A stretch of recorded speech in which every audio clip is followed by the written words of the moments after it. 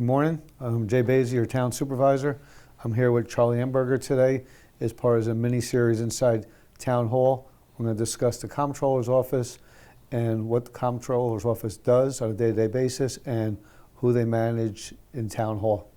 Good morning, Charlie. How are you today? Good morning. Good. Jay. Comfortable and ready to go? Yeah, I'm ready to go. Good. All right. Charlie, just give us a quick dissertation on what your office does on a day-to-day basis. Okay. The Comptroller's office is in charge of all the finances of the town. So we take care of all accounts payable, accounts receivable, we do the collections, payroll, any financing through bonds or bans we go through, leases. So our daily activity is all the accounting functions, like I said, and then payrolls every 2 weeks.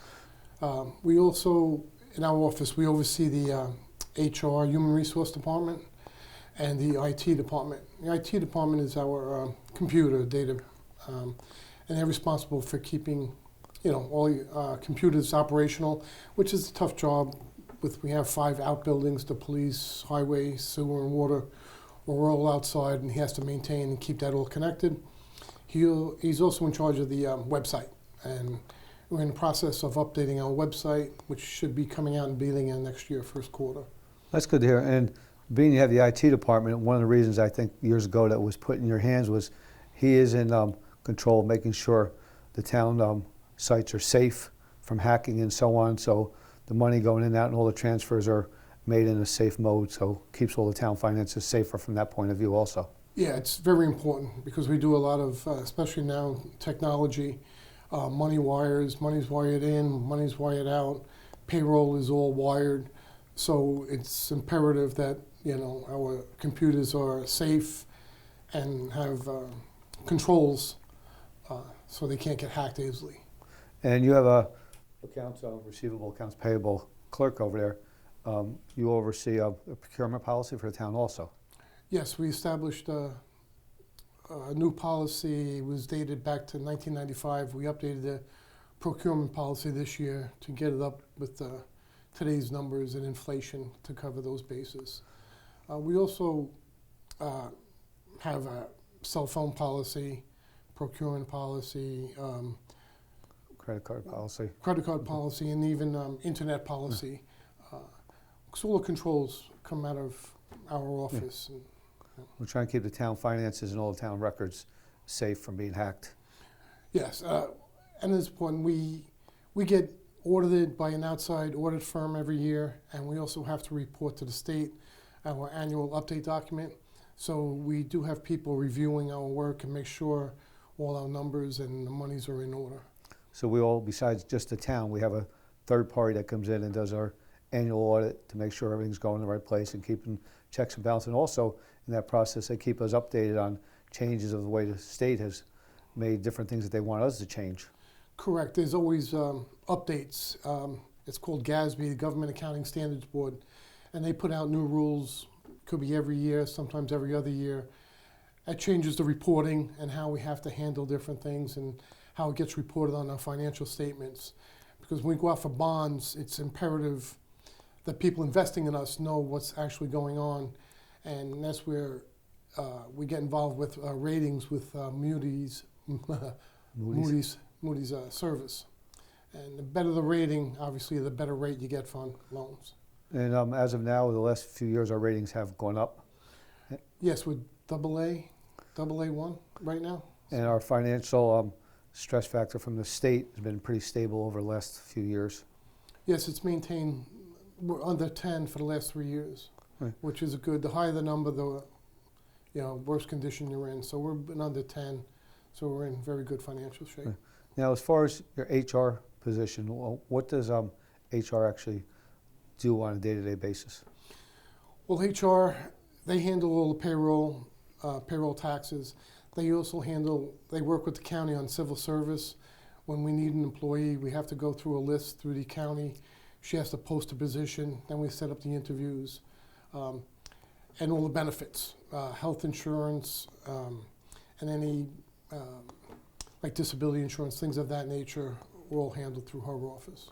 So by having HR and having to go through a civil service program, it's not just hiring anybody. You have to hire off a list. You have to meet the requirements of the list. And yearly, the payroll is also audited by the county.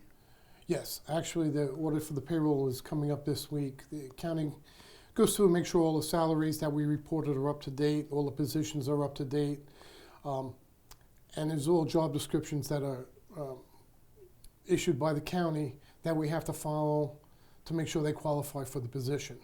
So all that is taken in through the HR person. Now, all the qualifications for these positions, in order for somebody to take a test, has to go through Dutchess County, which is governed by the state on what their requirements are? Yes, I believe the state has the master list and they send it down to the county, then the county out to us. So like if we wanted to create a new position, we'd have to go through the county and they'd have to approve it and then have to go to the state and then the position can be created. All right. What do you think at this point, I know what you think, but where does this town stand financially?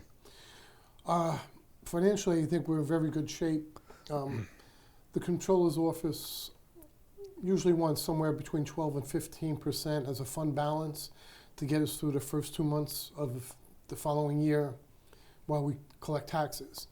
I think currently we're over 20% now fund balance overall. So I think we're in very good financial position. And as you said, fund balance is not necessarily cash. There's Correct. a different Fund methodology. balance is your assets minus your liabilities and capital. So there could be a lot of money in capital in your buildings, but it's not necessarily a cash flow. We have a good balance of capital assets and cash. Yeah, and that could be a deception when people look and somebody says, oh, the town has a huge fund balance. It does not necessarily mean that you have a huge bucket of cash sitting behind the scenes. Correct. Yeah. Like, for instance, we just updated our sewer plant and water plant. So $14 million on the sewer plant, and I think 7 or 8 million on the water plant goes into capital assets. So that's going to increase our fund balance. It gets offset by the debt, but also it increases our fund balance because they're new, improved assets. Yeah. And Charlie, working on this year's budget, give you credit working with your office this year. We came out with a very tight budget. We're under the state cap, which we've been under all along. But in that process, between us, you were very responsible for going out and making sure our insurances are where they are and making sure we calculate the proper numbers, what we have to put into the state for retirements. You got your health insurance, and you got your regular town liability insurance, and all the retirement plans, which those numbers come from the state, and we don't always have control over those, and we were hit with a big increase on the state numbers for retirement this year on top of everything else that was going on under COVID. This was, especially a tough year for budget. I think due to the COVID and investments, retirement system had an increase.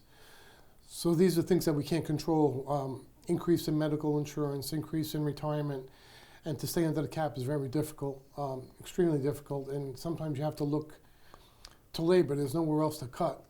So we offered an incentive for some people to retire, which helped considerably to keep us under the cap. That helped, and as we've discussed before, a couple of those spots we'll work with trying to combine them with other offices, and we won't necessarily fill all those spots, but we will fill some, but we had no layoffs this year. Correct, no layoffs, we have no cuts in service, and we are under the cap. We're at 1.35, and the cap was 1.56. So it was difficult, but all the department heads and everybody kicked in, knew that it was going to be a difficult year, and we're very helpful in keeping the budgets down. I agree. Going in from the beginning of the year, back in March, we warned them, we froze all our spending, and it all had to be pre-approved to keep everybody spending under. That money can't be spent next year, but that'll stop us from depleting any of our actual fund balance by holding back on all those expenses this year. Going forward next year, that may help with next year's budget because it's a very undefined future to what's going to happen next year. Yeah, correct. The revenues are not coming in the way we expected and budgeted, and we did put a freeze, and everybody's been very good with that. And going forward in next year's budget, we cut the expenses and appropriations by $700,000, but we also lowered the anticipated revenue. So it's a balance between revenues and expenses, and they were very good. We cut expenses by $700,000 going into next year. Yeah, and we did not overinflate any revenue at all. We actually took it in stride that we knew the sales tax would be down next year and the mortgage tax. Everybody thinks the market is great, but how long is that spike going to stay? So you can't overestimate any of those numbers. So we took a very conservative approach towards next year. Especially in the revenues, we always take a conservative approach because you don't know what's going to happen, and this year is a prime example. We took a very conservative approach, and we're not going to get hit as badly as anticipated because we took such a conservative approach. We will be safe. The numbers look like we'll be safe this year with the revenue and the expenses, but we always take a conservative approach on the revenues. Yeah, overinflating numbers doesn't do you any good, and anticipating things that aren't going to come in don't help. It just sends you scrambling next year in the July, August timeframe to try to cut back. So what we feel stable going forward into next year with where we stand now. Yes, we're very comfortable.